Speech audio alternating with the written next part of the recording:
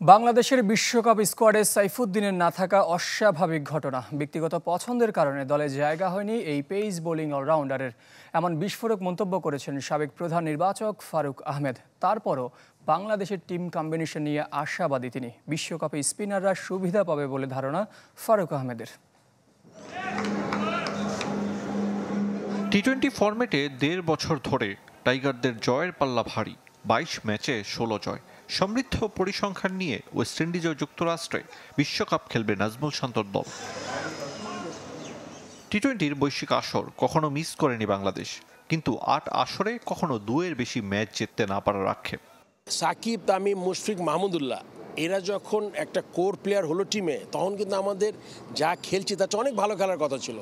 Just because of the selection policy আর ম্যানেজমেন্টের প্রবলেমের জন্য আমরা কিন্তু এখন একটা এস্টাবলিশ টিম হতে পারিনি। অন্যবারের চেয়ে বিশ্বকাপ স্কোয়াড নিয়ে আলোচনার জায়গা কম।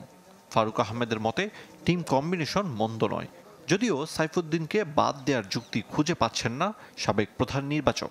সাইফুদ্দিনের বাদ পড়াটা একটু অস্বাভাবিক। পার্সোনাল লাইকিং ডিসলাইকিংটা খুব গুরুত্বপূর্ণ হয়ে ওঠে টিম বানানোর ক্ষেত্রে। He is a different kind of bowler. ইনজুরিতে ফিরে আসছে এবং সেটা প্রুভ করেছে। চিফ সিলেক্টর একটা কথা বলেছে, তার যেরকম করে ডেথ ওভারে ইয়র্কারটা দেখতে পাই নাই, এটা খুব একটা হাস্যকর লেগেছে।